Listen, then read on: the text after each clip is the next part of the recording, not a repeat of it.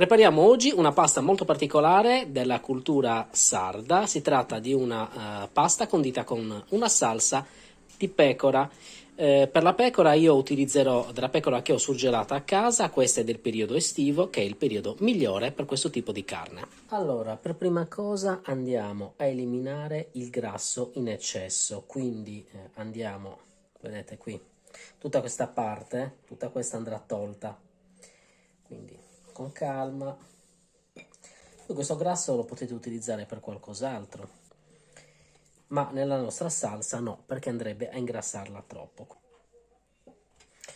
Bene, a questo punto andiamo a tagliare a tocchettini, non troppo piccoli, però diciamo di questa dimensione.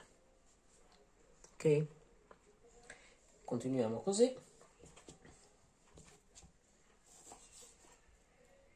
Questo spessore secondo me va più che bene, perché così avremo una cottura uniforme della carne. Cercate di fare dei pezzi della stessa dimensione. Okay. Allora, per un sughetto per 2 persone, secondo me questa quantità va bene. Se vi serve invece farla per più persone, diciamo 2 pezzi così, sono sufficienti. Proseguiamo con mezzo spicchio d'aglio, non so se apprezzate, è metà. Io gli ho lasciato anche l'anima, quindi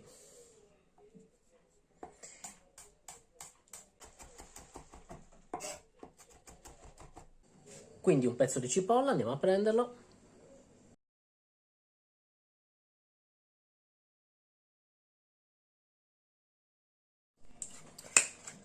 Aggiungiamo, allora montiamo tanto per cominciare il mambo mix, quindi per mescolare, quindi olio extravergine, così basta. Aggiungiamo l'aglio,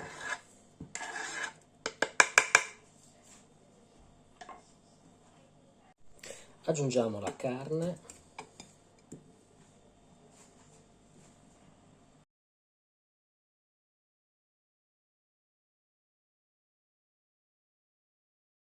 chiudiamo a questo punto il mambo e andiamo a cuocere. Con un blender iniziamo a prepararci la salsa del pomodoro. Questi sono pomodori pelati che ho frullato. Allora abbiamo chiuso il mambo, quindi andiamo su cottura manuale, velocità impostiamo 1, che va benissimo così, tempo 2 minuti, qua dobbiamo fare la sigillatura della carne, quindi qua 120 gradi, così, e facciamo andare.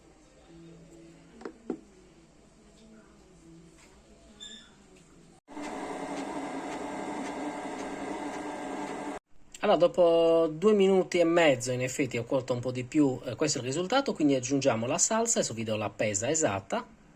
Allora, ho aggiunto 336 grammi di salsa di pomodoro, così, e quindi adesso vediamo se o a velocità 1 o a velocità 0, continuiamo la cottura, magari ogni tanto diamo una rimestata con il motore sempre, per una ventina di minuti. Aggiungiamo anche il sale adesso. E poi in ultimo aggiungeremo il basilico. Allora, sale, questa quantità, proprio un'inezia. Ok, e sono circa 2 grammi di sale. Ok, quindi coperchiamo e continuiamo la cottura. Allora, impostiamo così, quindi 20 minuti, 100 gradi, potere calorifico 5, velocità 0, però ogni tanto qua selezionate e date velocità 1, per farlo, durante la cottura si può fare, giusto per farlo muovere un pochino, per quello che fareste anche normalmente su un fornello. Quindi facciamo partire. Allora, sta cuocendo da 5 minuti, come vedete. Allora posso selezionare questo, dargli velocità 1, diamo una rimestata così e poi torniamo a velocità 0. Ecco fatto.